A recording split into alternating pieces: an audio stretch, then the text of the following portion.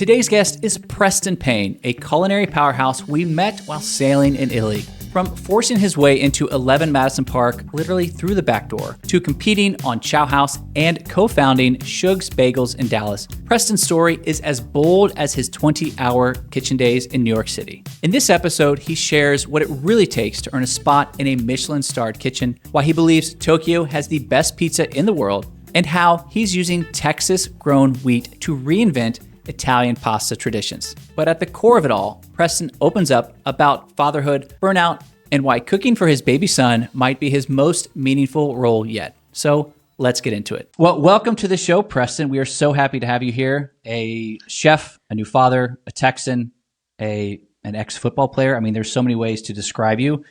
And you our are a friend. sailor. Yes. Yeah. And I think friend and father is the most important right now. But yeah, thanks for having me on, guys. I'm really excited about it. Chef Preston Paine. Now, we met on the high seas. We met Preston when we were in Italy, sailing the Aeolian Islands, which is one of the greatest vacations of all time.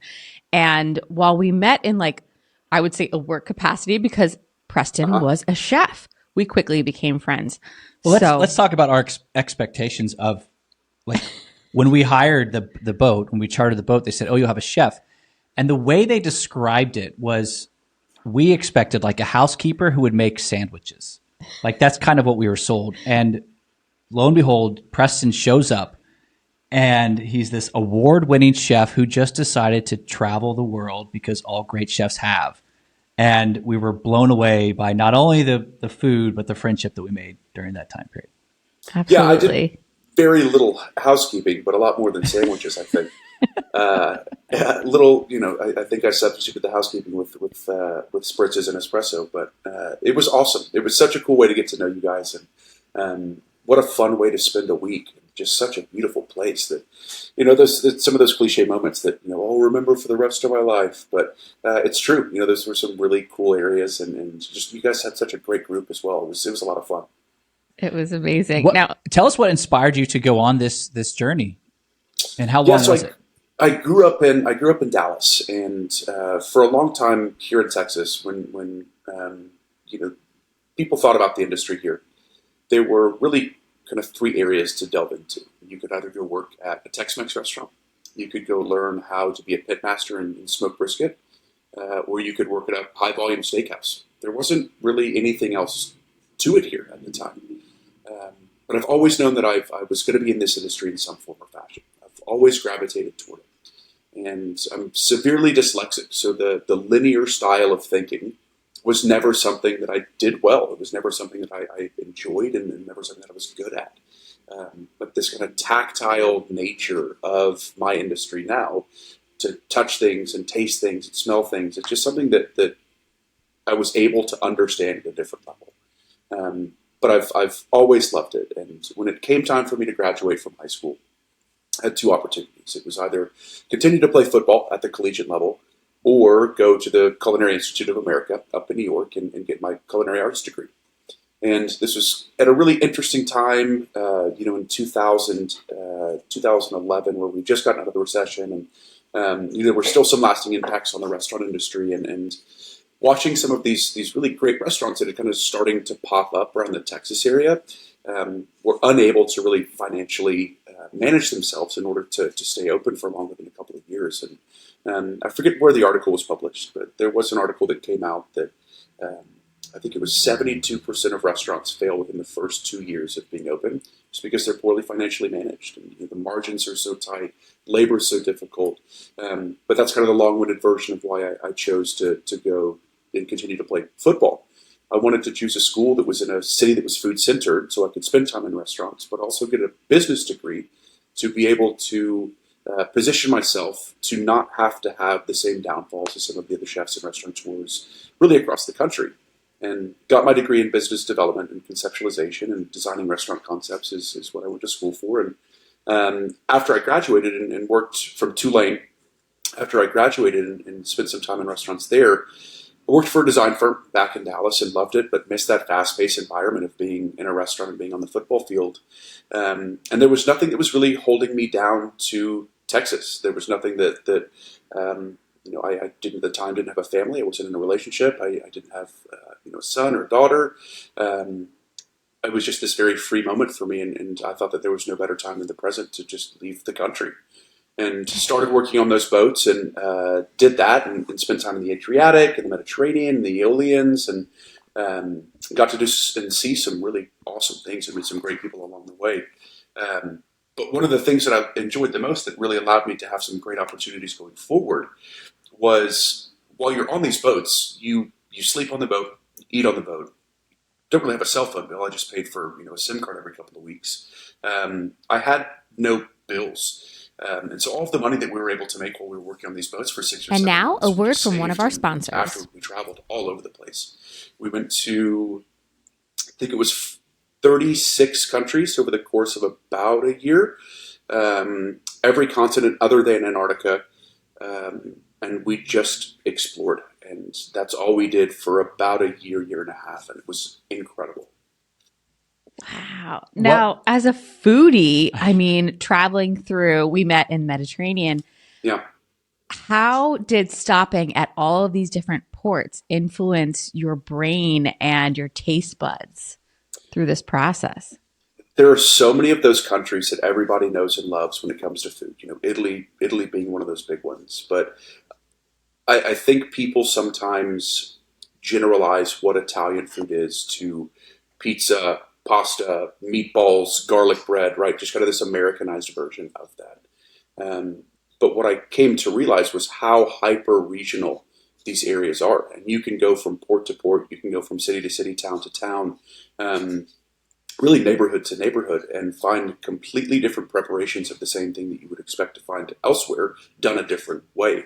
And that's just based off of, the area that you're in at the time. And I think that was one of the things that I really loved about these ports was you're sailing around the islands, or you're sailing around, you go from Sicily to Sardinia to the Aeolians, and you expect to sit down and have the same kind of seafood pasta at each one of these ports, but they're each different. Maybe one relies a little bit more heavily on the Amalfi lemons, or the other has San Marzano tomatoes, or the other uses a different kind of wheat. It's all regionally specific, and that really kind of helped open my eyes to what could and could not be done with a lot of these ingredients that most people recognize. Now, do you take any of that hyper-regionalization mindset into sourcing your food now in Texas? Because I would imagine the sourcing is way different in the States than it is in Europe. And especially, you're not going port to port. But are you able to bring any of that mindset with you? It's grown a lot over the last probably 8 years, I think in particular. I don't really know what the catalyst to it was, but there's just so much open land here in Texas still that farming and agriculture has kind of transitioned away from doing these mass commodities. It's not all soy, it's not all wheat, it's not all cotton now. They're transitioning into some of these farms being able to supply restaurants with more of these regionally specific ingredients in Texas, and they're raising things, with how different the climate is here. It's mostly hot and pretty gross year round, but you have like the Gulf area, which is a lot more humid, so you can start to grow. That's one of the reasons that the Vietnamese population is so highly concentrated in like New Orleans and in kind of the Houston area, is because of how similar those climates are to back home. And they can grow some of those same ingredients that they were growing back home in Vietnam, that they can grow them here. And so you can find some really cool produce down there. And then you go West Texas, which is really dry and arid and has kind of that limestone. You can find different ingredients there. But they're now starting to supply some really incredible tomatoes and great herbs and okra, a lot of broad beans, potatoes, a lot of different kinds of tubers. And one of the things that I love about what we're able to do now at the hotel is we're able to take Amelia's, which is our coastal Mediterranean restaurant.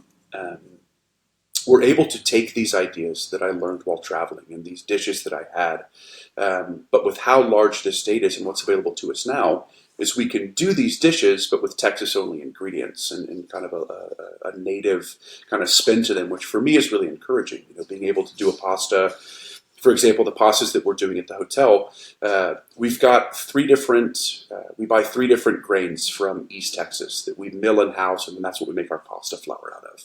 So it's traditional techniques. It's done the same way that it's done overseas, but it's with ingredients that are only found in Texas. And being able to bridge that gap between people in Italy and here in Texas is really important to us. And I think that has a lot to do with kind of this innate sense of being and this kind of profound, they just have so much pride here in Texas and here in Italy for being from Texas and being from Italy, that like when we tell people that it's Texas only grains in our pasta program, that's something that people are like, done. That's we don't need to see the menu. We're all good. That's all we need. That's amazing. I love this. Really cool. So you traveled the world basically backpacking, but then you also ended up at one of, if not the best restaurant in the world, 11 Madison Park. Mm-hmm. How was that journey, that transition? How did you go from cooking on sailboats to entering one of the probably highest pressure kitchens? How'd you get in there, and how was that working there? How was that is a difficult question to answer.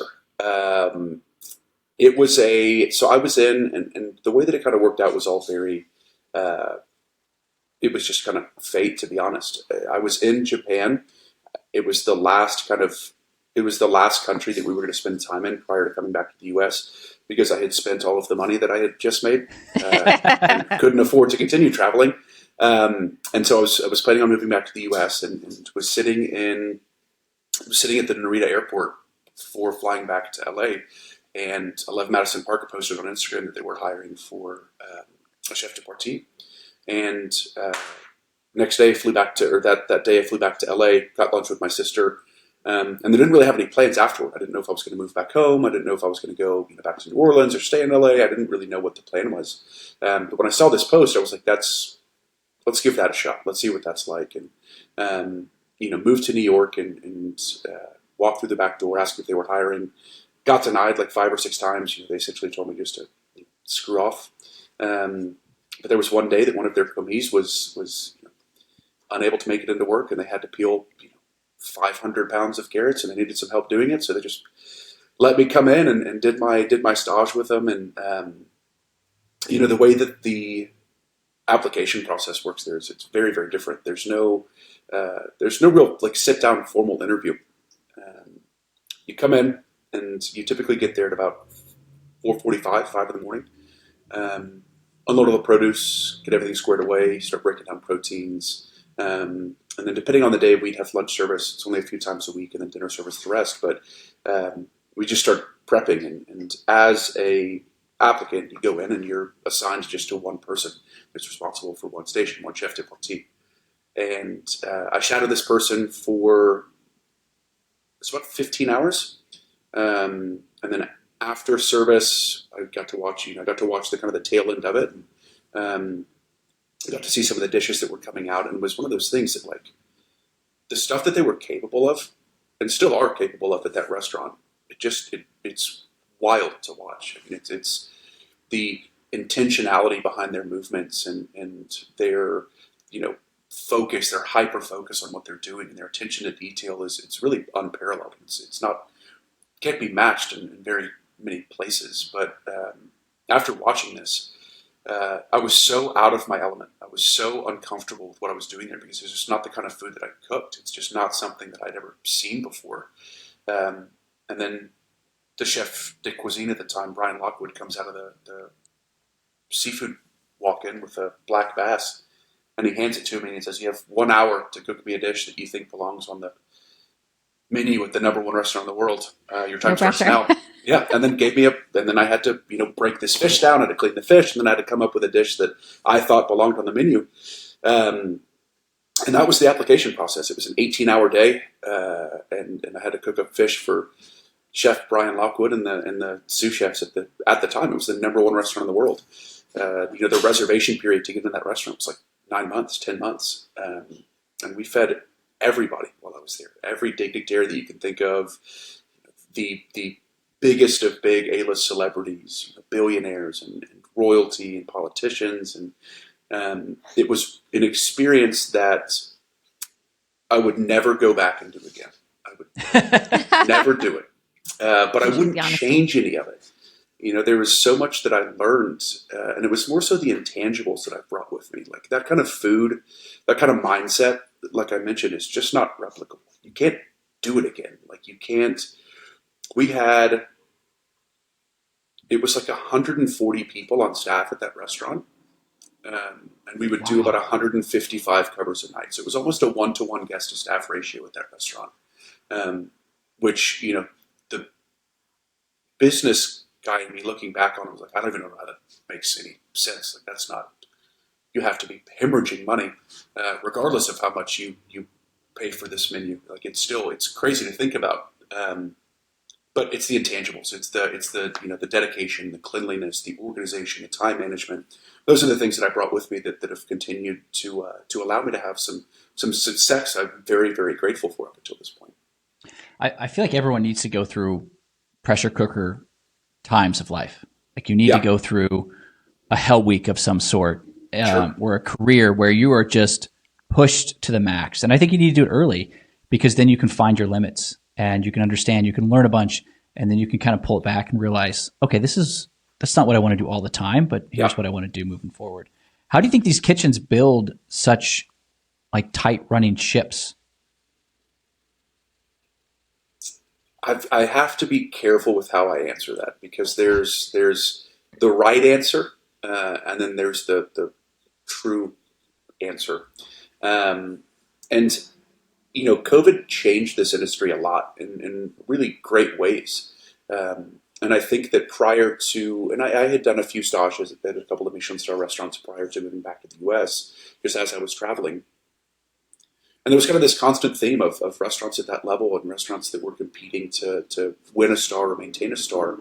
A lot of those kitchens were, really run by fear. It was the fear of letting everyone else down if they lost that star. And that was kind of that mentality that was going into it is that's why they work so hard. That's why they put that much time and effort into it, was this pursuit of perfection while fully knowing that perfection isn't attainable, was kind of this underlying theme that everybody, really believed to be true, is that we have to be perfect. And I think that's why everybody really banded together, was they didn't want to be that person that, like I said, let everybody else down. Like if there was one dish that the Michelin inspector came in that said was too salty, like that's what could take your third star away. And if you were the one that was responsible for that dish, to lose something as big as a third Michelin star, I don't know how I would have handled something like that. But it wouldn't have been good. I would love to go back to the beginning of when you were trying to cook at 11 Madison Park. And I just want, it's something that's so you, so passionate, so driven, and you persevere. And the fact that you were hearing no and you were just like, I'm going to keep trying. Like a lot of people get dissuaded from pursuing something when they hear no the first time, or even from getting up to bat. So you hear no all of these times. What is it inside of you? Because we've been around you enough to know that you do have this passion, this drive. But can you think back to that innate feeling of like what makes Preston Preston and what makes you drive and say, I'm going to keep going. I see greatness in my future and I want to keep pursuing this? I think it all just really comes down to one mindset that I have, that if I'm going to commit to something, if I'm going to do something, I don't want to half-ass it. I'm not going to, give 50% or 75% or 95%.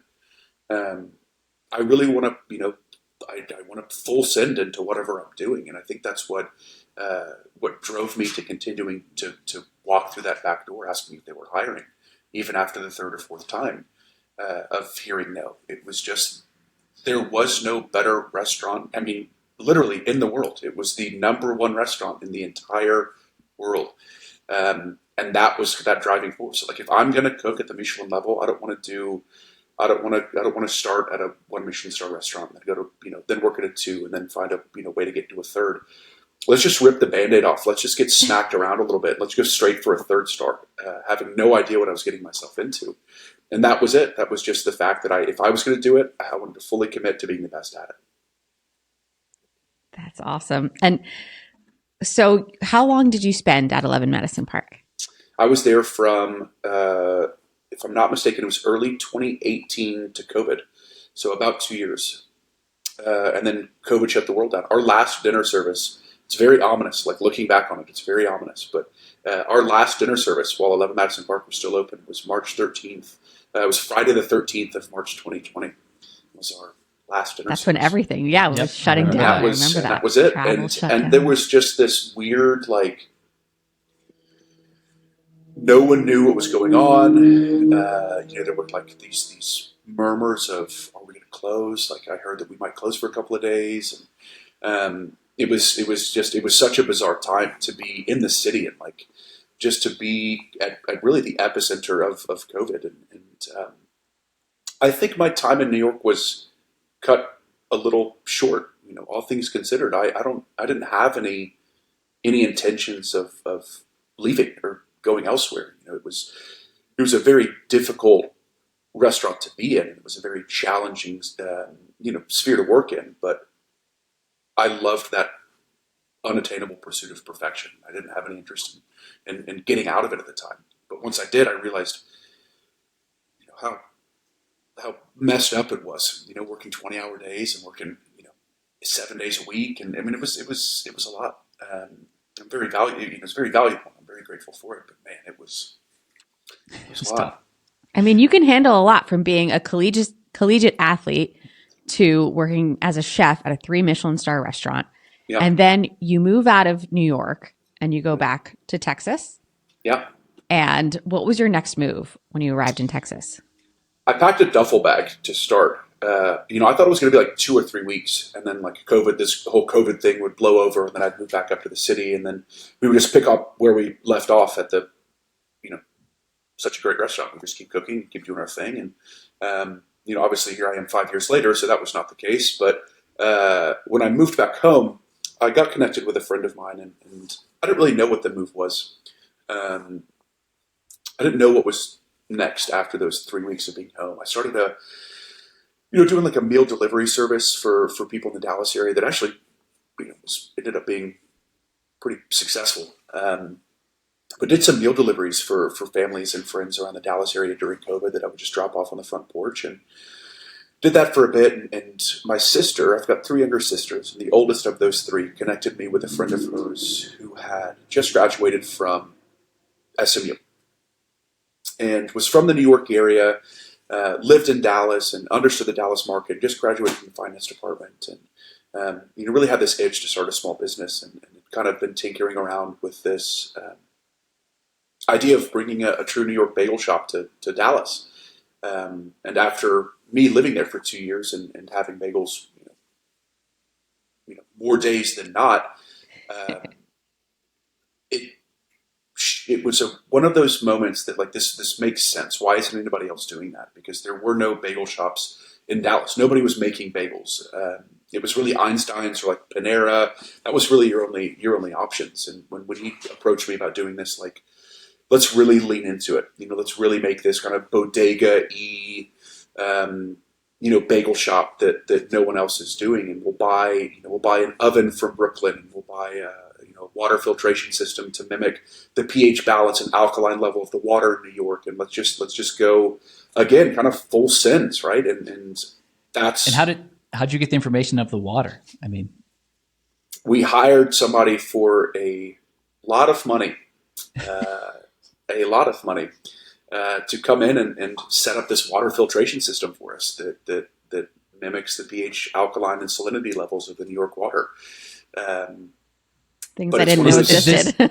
I'm assuming this might be a problem that's been solved before. So, because you hear that like pizza places do this in certain, like in LA or like, there's a rumor that there's a pizza place in LA that has the water flown in. Yeah. I don't know if that's true. It's probably, hearing this now, I'm like, it's probably not flown in. It's probably something like you did. I've heard that as well. And that's kind of how the idea came up, was we were like, oh, we should just fly our water in from New York. And then I was like, that makes what we'd have to charge $38 for a bagel if we did that. There's no way that we could afford to start a bagel shop and do that with water that we pay to have flown in. But that's what started the conversation. That was the catalyst, was like, there has to be a way to do it.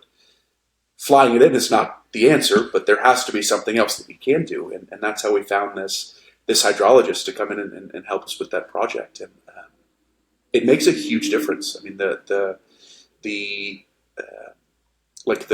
texture of the water is different. It's a very soft water, and it's a great environment for yeast to grow, and it helps develop gluten a little bit differently. And I learned a lot more about water than I thought I was going to.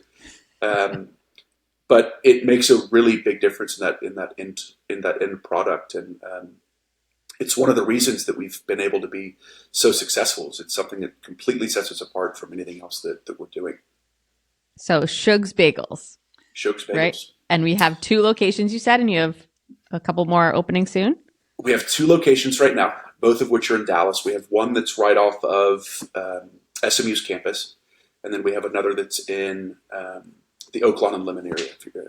That probably means absolutely nothing to you guys, but we've got 2 now. Number 3 is currently being built off of Tulane's campus, so that should be open in the next 3 months or so. And then we just broke ground on our location in Austin, which should be open in the next 10 months if we're lucky. And it's just been such a cool project to be involved with and to see how quickly it's grown. And I'm fortunate to have a business partner like Justin to run the day-to-day. I'll check in once a week or once every other week and just make sure that things are going the way that they're supposed to. But it's super self-sufficient, and that's what we wanted it to be. We wanted it to be this kind of cookie-cutter replicable concept that we could just plug and play in different areas and different markets that needed a bagel shop. And it's one of those things that, and I know you guys can agree with this, it's one of those things that, like, doesn't matter where you're from, doesn't matter, who you voted for or what you love or who you love. A good bagel's a good bagel. It's really hard to deny that. And I think that's one of the reasons that they've been so successful is like everybody loves a bagel. And it's crushed it. We'll sell like 4,000 bagels a day at our first Dallas location. It's wild to watch. It's crazy. It's New York bagels. I mean, we moved to New Jersey and everyone's like, oh, the bagels are so good. And moving from LA, I was like, I don't really care about bagels. I went Mexican food. You're like, I don't eat carbs. Yeah. But then our friends brought proper Brooklyn bagels to a gathering. And I was like, now I get it. Yep. And so actually just this weekend we met up with them again. It just happened. And we were like, can you please stop by that bagel shop? That's awesome. So now I get it. Yes. Yeah. And it was something that, like, that epiphany that you had is something that we wanted to introduce to people here in Dallas. Like, those that hadn't traveled to New York didn't understand it either until they have one of our bagels and they're like, oh, okay. Yeah. This totally makes sense now. I understand. Yeah. If you have an Einstein bagel or Panera bread or just a normal bagel, you're like, whatever. It's basically like somewhat fancy bread. Exactly. Ish. Yeah. Ish. Everyone always hears these stories of success and it seems like, oh, it's simple. It was easy. Like, I mean, you went and almost broke down the door of 11 Madison Park and then you came during COVID and want to start up a bagel restaurant. What were some of the pitfalls or dips or, times where you thought you weren't going to make it or even sacrifices? Like, I love to hear the sacrifices that people had to make during this journey, if there were any. Yeah, so I lived in New York for those 2 years, and I think one of the biggest sacrifices that I made was how unplugged I was with just about every other aspect in my life. I lived there for 2 years. I don't know a single person other than the team at 11 Madison Park. I don't know anybody else in that city that worked at any other restaurant. I only know the team from 11 Madison Park. And to live in one of the largest cities in the world for 2 years and not know a single soul outside of those 4 walls is crazy to think about. And, I missed a lot of really key, pivotal, kind of moments of friends and family's lives that I was just, too busy to make or didn't make the time for it. Or was so caught up in this notion that, if I leave, I'm letting everybody else down, so I have to stay here. And that was kind of this, I didn't realize how detrimental it was until I left that restaurant. When I moved home, that was really when it allowed me to kind of think through those things. But physically it was also very, very demanding. When I was there, you don't really, it's a funny kind of, this conundrum in my industry is, we're surrounded by food all day, every day. And that's all we do is something that's food related. We don't ever eat though. Like during service, you don't eat. Before service, you don't eat. After service, the last thing you want to think about is food. So you don't eat after service. Like we're never eating. We taste things throughout the day, but that's not like, we don't have a full meal.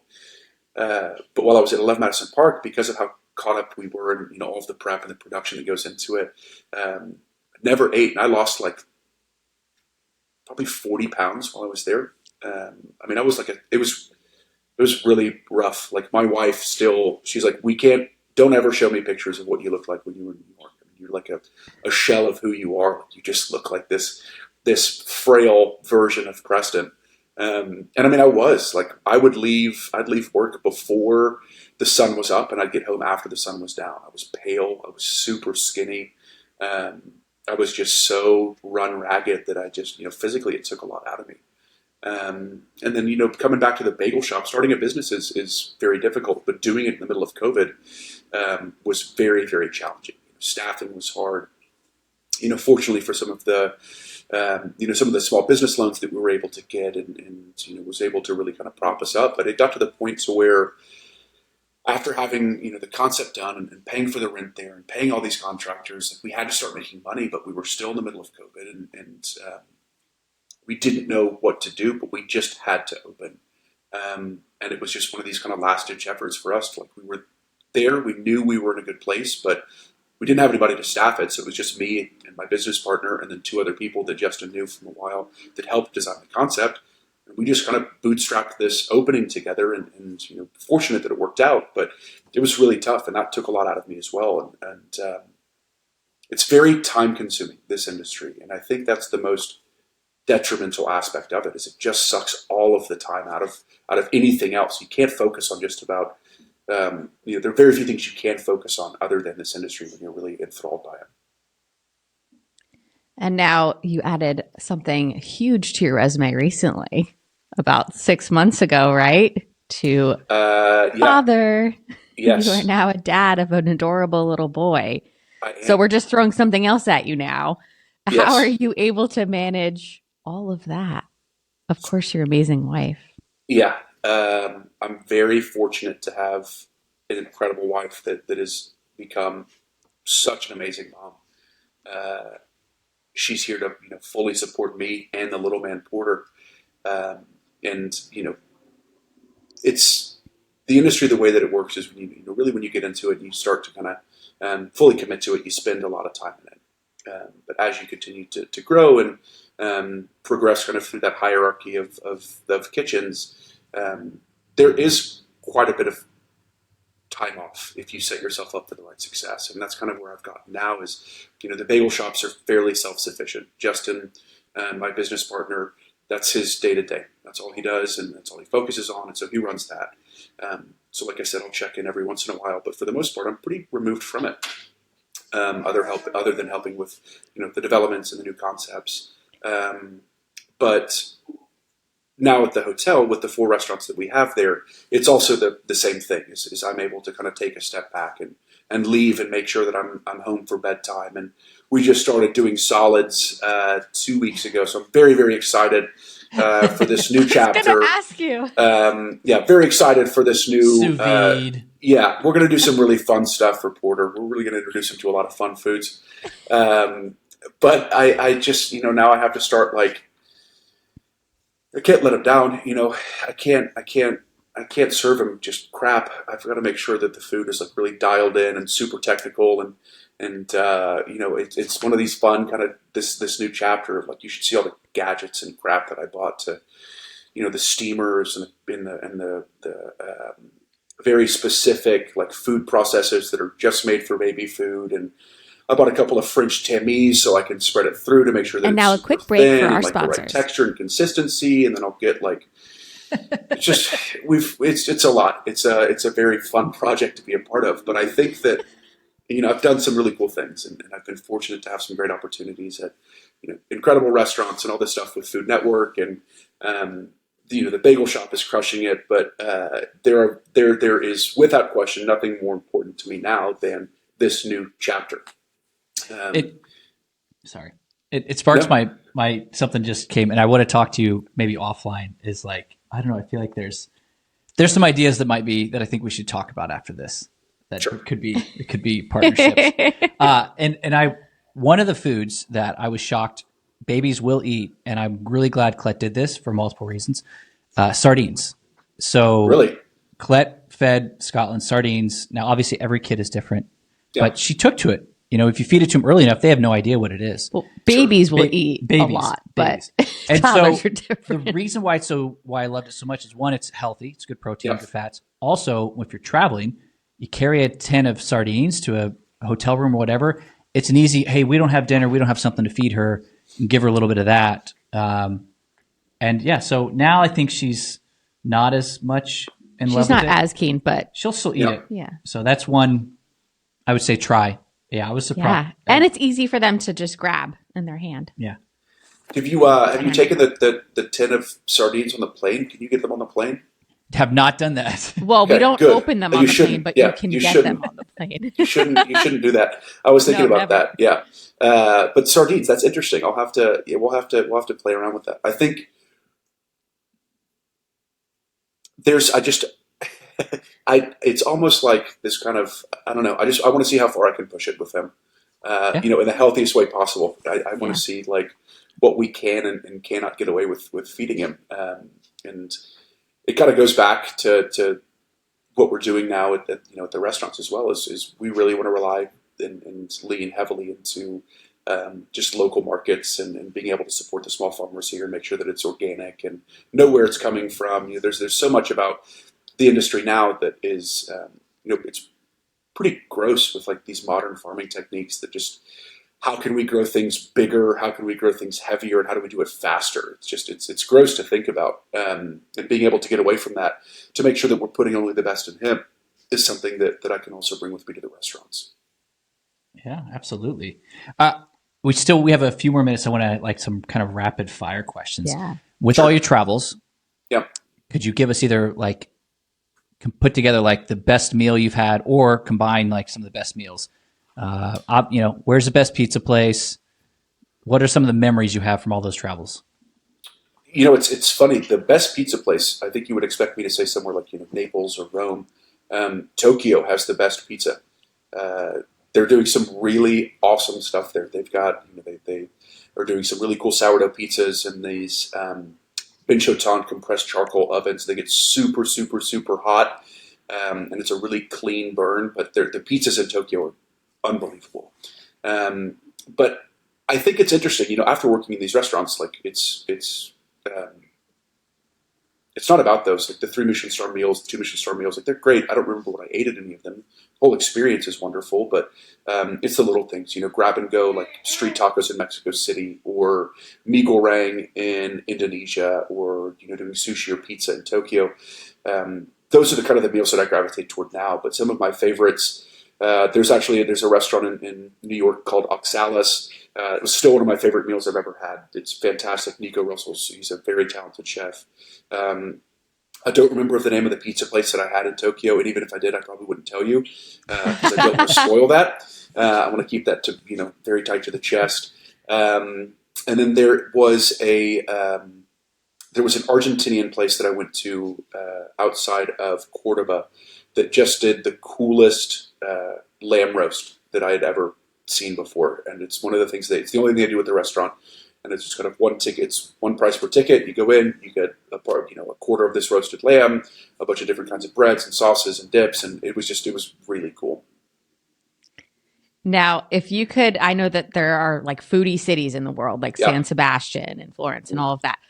What's an obscure foodie city that we might not think of? Minneapolis. Yeah, definitely wasn't thinking that. Yeah, it's pretty obscure. That's pretty out there. So much talent in that city. It's a really, really cool area, and it's grown so much in the last few years, and there's a lot of different cultures that live in that area. And I don't know how they all got there, but there's a lot of different, groups of people that live all in the Minneapolis area, the tri-state area. But you've got some really talented chefs like Gavin Kaysen, who is one of the coaches for the U.S. Baku d'Or team. He's super technical, really detail-oriented. He's got a restaurant called Spoon and Stable that's fantastic, and then just opened up another tasting menu restaurant called Demi that's just got he was added to the Realison Chateau list, which is a huge award for a restaurant to win, especially in a city like Minneapolis. But great bakeries. They've got a lot of different kinds of ethnic food, and then some really talented chefs that are doing some things that not a lot of people in the country are. Where can people who want to expand their food, like what are some of the tools you use to kind of help identify new restaurants? Is there anything that websites or ways that you identify new upcoming restaurants?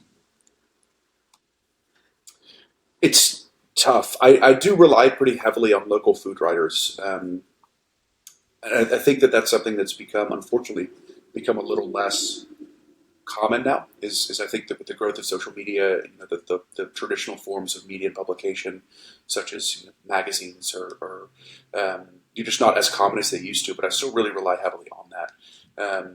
We've got some great food writers here in the Dallas-Fort Worth area, but anytime I travel, that's typically what I'll do is I'll shoot one of them a message just saying, who do you have? Do you have a counterpart in Chicago or LA or New York or Minneapolis? Who would you recommend that I reach out to try and ask? But it's also the chefs. Like there are very few people that know the industry. I mean, obviously, as well as we do, and just slide into those DMs is something that I do very, very often when I travel to a new city. Just saying like, hey, where do you guys go eat on your day off? Like, where do you go grab a drink when you're not working, or where's your favorite thing to do after shift? Those people will very, very rarely steer you wrong because of how important that time is for them. We don't get a lot of time off, so we want to make sure that whenever we do go somewhere, it's really, really tight, it's consistent, and it's just great. So reaching out to the chefs is probably the best way to do that. Well, I feel like we haven't been able to cover half the stuff. I mean, Food Network, meeting celebrity chefs, more of your travels. But where can everyone find you online? All of my social handles are going to be at Chef Preston Paine, Paine. I've got a website, chefprestonpaine.com, that's got a link to the bagel shops, to the hotels and restaurants, and then some of the other cool sponsorships and projects that I'm working on. So pumped that you're on this. I mean, I feel like we need to have you back because we really just scratched the surface here. Yeah, let's run it back. We'll do it again. I'm out of espresso, so it's perfect timing. So we'll have to find another time to do it. All right. Well, thanks, Preston. Really appreciate it. Yeah, y'all are awesome. Thank you for listening to today's episode. If you're learning from and or enjoying this podcast, please subscribe to our YouTube channel and follow us on Instagram and TikTok. These are great free ways to support this podcast. Also, please subscribe to this podcast on both Spotify and Apple. On both of those platforms, you can leave us up to a 5-star review, which would help us out greatly. Please also check out the sponsors mentioned in today's episode. That's the best way to support this show. If you have any questions or topics you'd like us to cover, please put those in the comment sections in YouTube. And yes, we do read all the comments.